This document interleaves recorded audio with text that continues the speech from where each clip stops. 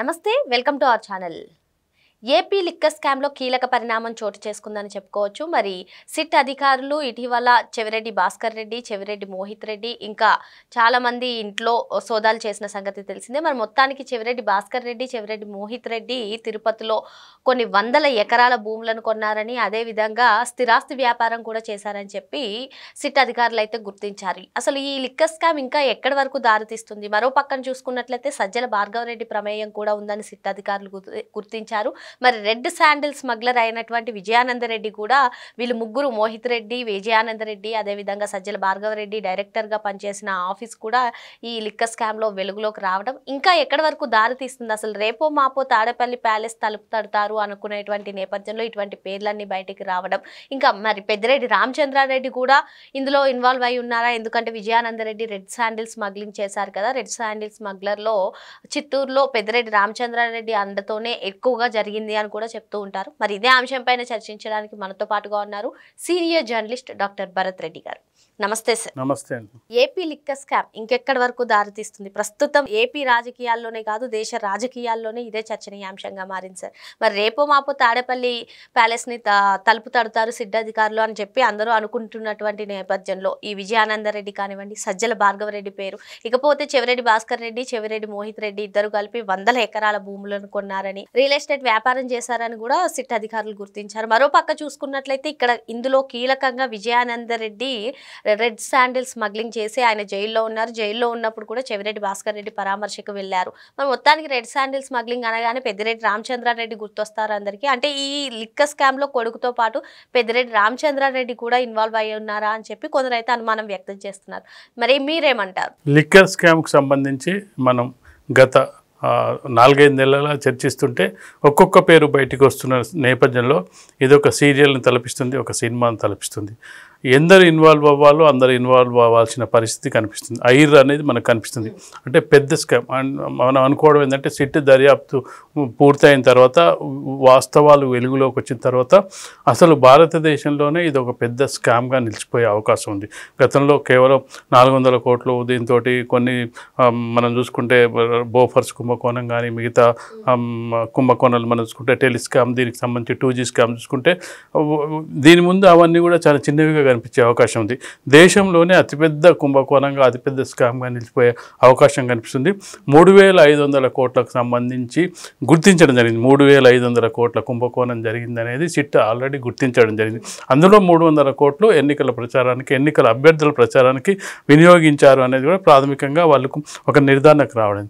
కానీ మిగతా 3,300 కోట్లు, 300-200 కోట్లు ఏమయ్యాయి అనే దాని మీద ఇప్పుడు దర్యాప్తు ముమ్మరం చేసిన నేపథ్యంలో ఇప్పుడు ఒక్కొక్కరుగా గతంలోనే సిట్టు బృందం అనుమానించింది ఈ డబ్బులను ఎక్కడ పెడతారు. జనరల్గా రాజకీయ నాయకులు కానీ ఈ కుంభకోణానికి సంబంధించి సిట్ అధికారులు ఎవరు ఎంత ఏ వ్యాపారం చేశారు అని లెక్కలతో సహా బయట పెట్టే ఆలోచనలో ఉందా సార్? ఖచ్చితంగా. ఇప్పుడు ఊరికే 3,500 కోట్లు కుంభకోణం జరిగిందని చెప్పి ఊరికి వదిలేస్తే కాదు, అది ఎక్కడ పెట్టారు, ఎవరు పెట్టారు, ఎందుకు పెట్టారు, దాని తర్వాత ఎప్పుడు కొన్నారు, అంటే లిక్కర్ కుంభకోణం జరిగిన తర్వాత ఏ సమయంలో కొన్నారు. ఎందుకంటే సడన్గా నీకు ఎక్కడి నుంచి వచ్చినాయి ఆస్తులు అనేది కూడా మనం నిర్ధారించాల్సిన అవసరం ఉంది. మనం చూస్తుంటాం, ఒక రోజు మామూలుగా నడుచుకుంటూ వెళ్ళే వాళ్ళు స్కూటర్ మీద సడన్గా కారు వచ్చేసరికి పక్కన వాళ్ళు అనుమానిస్తారు, ఇంత ఆస్తు సరే ఏదైనా భూములు అమ్ముకున్నారా, ఏదైనా ఎలా వచ్చిందని ఒక అనుమానం వ్యక్తం అవుతుంది.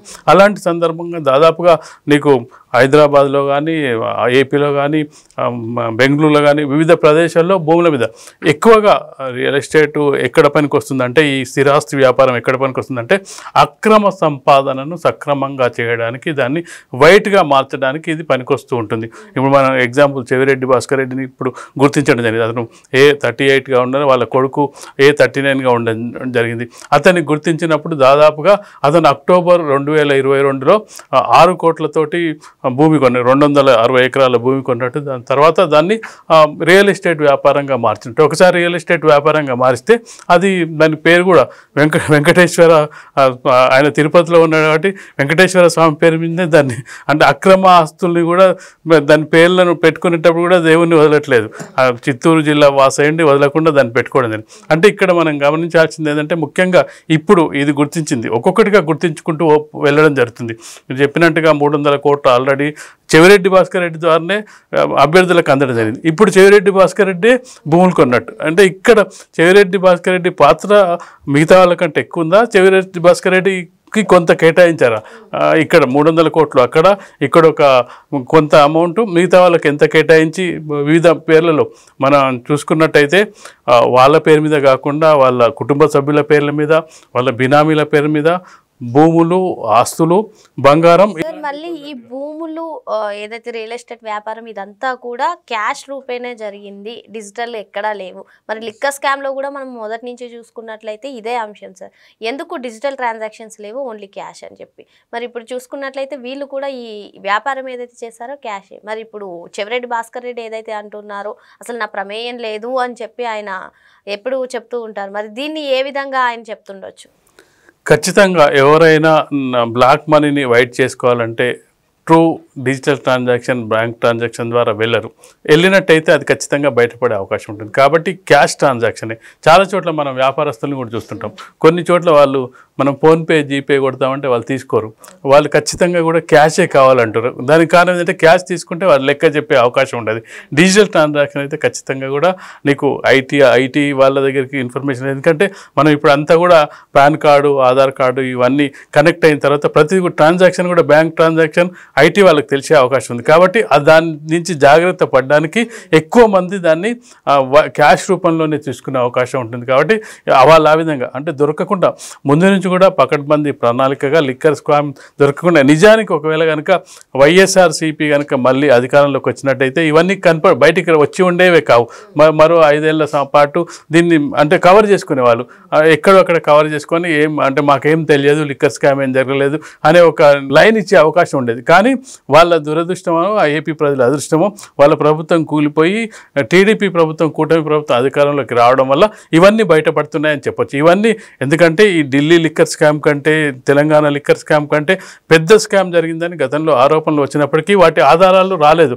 ఎందుకంటే అప్పుడు జగన్మోహన్ రెడ్డి ప్రభుత్వమే ఉంది కాబట్టి అప్పుడు ఎలాంటి అసలు లిక్కర్ స్కామ్ అందరూ అసలు ఢిల్లీలో ఇంత పెద్ద స్కామ్, తెలంగాణలో కవిత ఇరుక్కుందా ఇవన్నీ అనుకున్నారు. కానీ అసలు అటు వైపు ఎవరు కన్నెత్తి చూడలేరు. ఏపీలో జరిగిందని కూడా ఎవరు నమ్మలేదు. కానీ ఇప్పుడు ఏపీ లిక్కర్ స్కామ్ చూసిన తర్వాత అసలు ఢిల్లీ లిక్కర్ స్కాము అలాగే తెలంగాణది అసలు చర్చనీయాంశమే కాకుండా పోయింది. ఎందుకంటే అంత పెద్ద ఎత్తున మనీ ట్రాన్సాక్షన్ జరిగింది, అంత పెద్ద ఎత్తున దోపిడీ జరిగిందని చెప్పొచ్చు. కాబట్టి ఇప్పుడు దానికి సంబంధించి సిట్ బృందం ఖచ్చితంగా కూడా ఆధారాలు సేకరించే పనిలో మన లిక్కర్ స్కామ్లో ఒక రాజకీయ నాయకులే కాకుండా మనం చూసుకున్నట్లయితే ఫ్యాక్షన్ లీడర్లు అంటే మన అవినాష్ రెడ్డి బెదిరించి వాళ్ళని లిక్కర్ బ్రేవరీస్లను బెదిరించినట్టు ఇప్పుడు కొత్తగా విజయానంద రెడ్డి. సార్ ఎగ్జాక్ట్ గా విజయానంద రెడ్డి పేరు బయటకి రాగానే అందరూ కూడా అనుమానం వ్యక్తం చేస్తుంది ఈ స్కామ్ లో పెద్దిరెడ్డి రామచంద్రారెడ్డి హస్తం కూడా ఉందా అని చెప్పి. ఎందుకంటే రెడ్ శాండిల్ స్మగ్లింగ్ లో విజయానంద రెడ్డి అరెస్ట్ అయి ఉన్నారు. అరెస్ట్ అయినటువంటి సమయంలో చెవిరెడ్డి భాస్కర్ రెడ్డి వెళ్లి పరామర్శించారు. ఇప్పుడు చూసుకున్నట్లయితే ఈ red sandal smuggling Peddireddy Ramachandra Reddy అండతోనే ఎక్కువగా చిత్తూరు జిల్లాలో జరిగింది అని కూడా చెప్తూ ఉంటారు. మొత్తానికి ఈ లిక్కర్ స్కామ్ లో మిథున్ రెడ్డితో పాటు పెద్దిరెడ్డి రామచంద్రారెడ్డి హస్తం కూడా ఉందంటారా? ఖచ్చితంగా వాళ్ళిద్దరు తండ్రి కొడుకులే. ఖచ్చితంగా జగన్మోహన్ రెడ్డికి అత్యంత సన్నిహిత వ్యక్తులు. జగన్మోహన్ రెడ్డికి అత్యంత సన్నిహితులైన వ్యక్తులందరూ కూడా ఇందులో ఇన్వాల్వ్ అయినట్టుగా కనిపిస్తుంది. ఎందుకంటే జగన్మోహన్ రెడ్డి చాలా దగ్గరి నమ్మకస్తులతోటే పని చేయిస్తుంటారు. కొంచెం తను అనుమానం వస్తే తల్లిని చెల్లినైనా దూరం పెట్టే స్వభావం ఉన్న జగన్మోహన్ రెడ్డి వేరే వాళ్ళని ఎంటర్ అయ్యే అవకాశం ఉంది. ఇప్పుడు అరెస్ట్ అయిన వాళ్ళు కానీ లేకపోతే ఆరోపణలు ఎదుర్కొంటున్న వాళ్ళు కూడా అందరూ చాలా చాలా చాలా దగ్గర వ్యక్తులు. ఒక విజయసాయి రెడ్డి కొంచెం దూరం జరిగిండు, ఎందుకు నేను ఇరుక్కోవడం అనే ఉద్దేశంతో, కానీ మిగతా వాళ్ళంతా కూడా ఇప్పటికి కూడా జగన్మోహన్ రెడ్డితో ఉన్నారు. జగన్మోహన్ రెడ్డి తోటే ఇప్పుడు ప్రయాణం చేస్తున్నారు. కాబట్టి పెద్దిరెడ్డి రామచంద్రారెడ్డి కూడా అత్యంత సన్నిహితుడు అవ్వడం వల్లనే తనకు ఎమ్మెల్యే టికెట్, వాళ్ళ కొడుకు ఎంపీ టికెట్ ఇచ్చి గెలిపించుకోవడం జరిగింది. ఇప్పుడు తను ఎంపీగా ఉండడం జరిగింది. కాబట్టి ఖచ్చితంగా కూడా ఇవి ఇంకా మరింతమంది ఈ డబ్బులన్నీ అసలు దీనికి మూల కారణం ఎవరు అనేది ఇప్పటివరకు సిట్ బృందం ఆ వైపుగా వెళ్తున్న సందర్భంగా మధ్యలో ఈ నేమ్స్ అన్నీ వస్తున్నాయి. అటు స్మగ్లింగు, అవినాష్ రెడ్డికి సంబంధించిన బెదిరింపులు, ఫ్యాక్షనిజం, స్మగ్లింగు, అలాగే చూసుకున్నట్టే స్కాములు, ఇవన్నీ కూడా ఇందులోనే ఇన్వాల్వ్ అయినట్టుగా కనిపిస్తుంది. ఖచ్చితంగా కూడా ఇది అంటే చరిత్రలో ఒక పెద్ద స్కామ్గా నిలిచిపోయే అవకాశం అయితే మనకు కనిపిస్తుంది. మరి జగన్మోహన్ రెడ్డి హయాంలో జరిగిన వేలాది కోట్ల రూపాయలతో జరిగినటువంటి ఈ స్కామ్ చరిత్రలోనే ఒక పెద్ద కుంభకోణంగా మిగిలిపోయే అవకాశం ఉందని చెప్పి భరత్ రెడ్డి గారు చెప్తున్నారు. మరో అంశంతో మళ్ళీ కలుద్దాం. Thank you sir.